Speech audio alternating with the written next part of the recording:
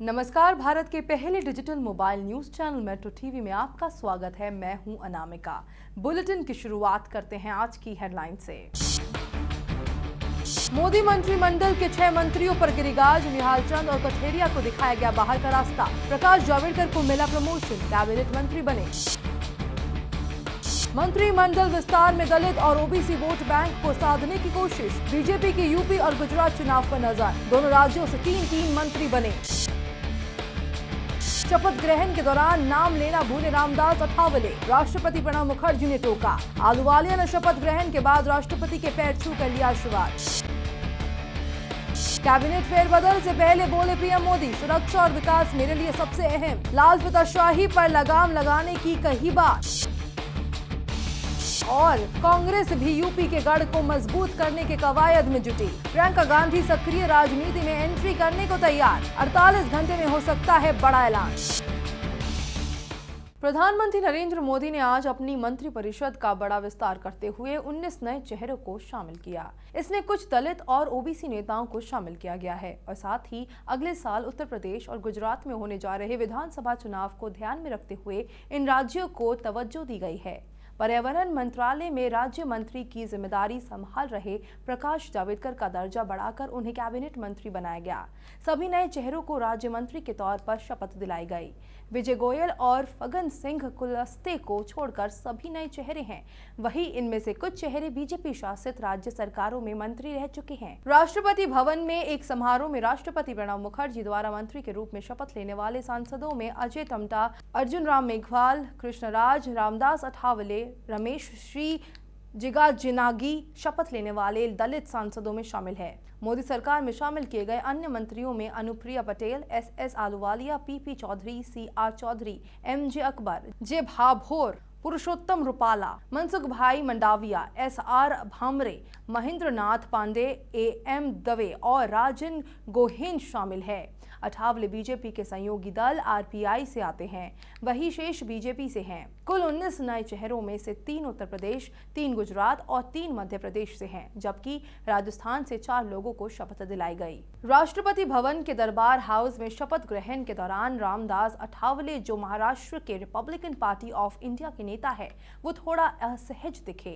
रामदास अठावले ने जब शपथ लेना शुरू किया तो वे अपना नाम लेना भूल गए, जिसके बाद राष्ट्रपति प्रणब मुखर्जी ने उन्हें टोका। शपथ ग्रहण के दौरान वे कई बार अटके और बार-बार राष्ट्रपति को उनकी बातें दोहरानी पड़ी। हालांकि इस असहज स्थिति के बाद भी उन्होंने शपथ लिया।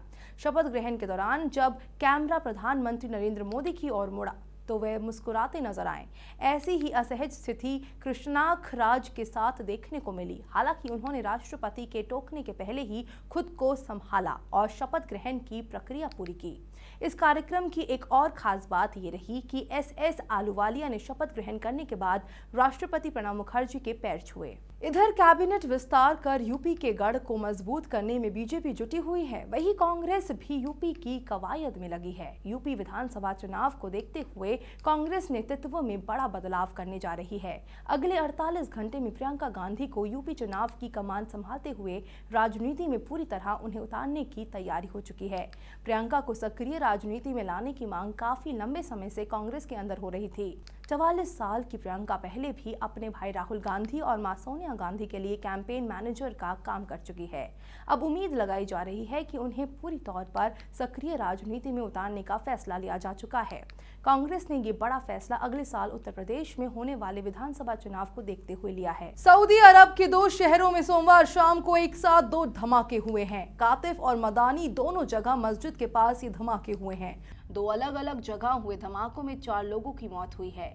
शुरुआती जांच में पता चला है कि एक आत्मघाती हमलावर पाकिस्तान से है। पहला धमाका कातिफ में हुआ, जबकि दूसरा धमाका मदीना में हुआ, जहां एक आत्मघाती हमलावर ने पैगंबर की मस्जिद के पास विस्फोट कर खुद को उड़ा लिया। सूत्रों के मुताबिक गुलजार खान नाम का 30 वर्षीय शख्स पाकिस्तानी नागरिक था।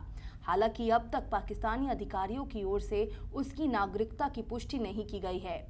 इस हमले का असर सऊदी अरब और पाकिस्तान के रिश्तों में भी पड़ेगा। जमीन अधिग्रहण बिल के मुद्दे पर किसानों को साथ लेकर सरकार को बैकफुट पर लाने वाले राहुल गांधी अब आदिवासी आंदोलन की तैयारी में हैं। सूत्रों के मुताबिक राहुल ने एक रोड मैप तैयार किया है, जिसके तहत आदिवासी बहुल 7 राज्यों में फॉरेस्ट राइट कानून में बीजेपी की राज्य और केंद्र सरकार द्वारा बरती जा रही हिला हवाली को राहुल मुद्दा बनाने को तैयार है।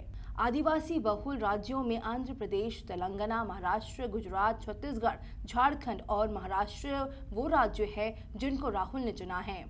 पीसीसी प्रेसिडेंट से इस मामले में रिपोर्ट मांगी गई है। साथ ही इन राज्यों में काम करने वाले एनजीओ से भी राहुल रिपोर्ट ले रहे हैं, जिसके बाद आदिवासियों की जमीन पर कथित तौर पर हो रही ज्यादती का मुद्दा तैयार किया जाएगा। साथ ही राज्य के प्रमुखों से भी इस बाबत रिपोर्ट मांगी जा रही है। पीएम मोदी की कैबिनेट में शामिल होने के अनुप्रिया पटेल के सपनों को गहरा धक्का पहुंच सकता है। यूपी चुनाव के बाबत बीजेपी में अपना दल के विलय की कोशिशें नाकाम हो गई है, क्योंकि अपना दल की अध्यक्ष कृष्णा पटेल ने ऐसी किसी भी खबर को निराधार बताया है। यही नहीं, पार्टी ने चेतावनी दी है कि अगर अनुप्रिया को मंत्रिमंडल में शामिल किया जाता है तो अपना दल एनडीए छोड़ने पर विचार कर सकता है। सोमवार को कृष्णा पटेल ने 2 टूक शब्दों में कहा कि अनुप्रिया पटेल को जनवरी 2015 में ही पार्टी में निष्कासित किया जा चुका है, लिहाजा उनका पार्टी पर कोई हक नहीं बनता। सोनेलाल पटेल द्वारा स्थापित अपना दल में पारिवारिक कलह जारी है। मां कृष्णा पटेल और बेटी अनुप्रिया पटेल के बीच पार्टी पर वर्चस्व को लेकर जंग जारी है। मध्य प्रदेश की शिवराज सरकार मुश्किलों में पड़ सकती है। आम आदमी पार्टी ने राज्य के 118 विधायकों पर आरोप लगाया है कि वे लाभ के पद पर पदस्थ है। शिकायत के अनुसार 116 विधायक राज्य भर के कॉलेजों के जन भागीदारी समिति के सदस्य है। आम आदमी पार्टी के नेताओं के एक प्रतिनिधिमंडल ने सोमवार को राज्यपाल राम नरेश यादव से मिलकर 118 विधायकों की सदस्यता रद्द करने की मांग की। प्रतिनिधिमंडल ने राज्यपाल को विधायकों की सूची भी सौंपी। आपके नेताओं ने कहा कि अगर ये विधायक अयोग्य ठहराए जाते हैं तो शिवराज सरकार खतरे में आ जाएगी और ऐसे में राज्यपाल को उनसे इस्तीफा मांगना चाहिए। हाल ही में राष्ट्रपति प्रणब मुखर्जी ने आम आदमी पार्टी के उस विधेयक को नामंजूर कर दिया था, जिसमें 21 विधायकों को लाभ के पद के दायरे से बाहर रखने का प्रावधान था। चुनाव आयोग 14 जुलाई को इस मसले पर सुनवाई करेगा। बिहार की राजनीति में जीतन राम मांझी को लेकर एक बार फिर चर्चा शुरू हो गई है। पूर्व सीएम मांझी का रुख नीतीश कुमार के लिए फिर से बदलने लगा है। हाल ही में लालू प्रसाद यादव की इफ्तियार पार्टी में दोनों नेता एक साथ बैठे नजर आए। दोनों जिस तरीके से मिले और आपस में बातचीत कर रहे थे, इससे ये कयास लगाया जा रहा है कि मांझी जेडीयू में वापसी कर सकते हैं। मांझी ने यहां तक कहा कि वो नीतीश या लालू के साथ उनका कभी कोई मतभेद नहीं रहा। मांझी ने कहा कि नीतीश और लालू उनके भाइयों की तरह ही है।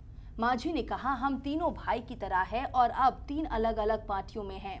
जब तीनों भाई घर आते हैं तो वे साथ खाते हैं। निजी संबंध राजनीतिक संबंध से अलग है। खबरों के सफर में फिलहाल इतना ही। देश दुनिया की पल पल की खबरें हम आप तक पहुंचाएंगे एक नए अंदाज में आपके मोबाइल फोन के माध्यम से। तो आप जुड़े रहिए मेट्रो टीवी से। तब तक के लिए नमस्कार।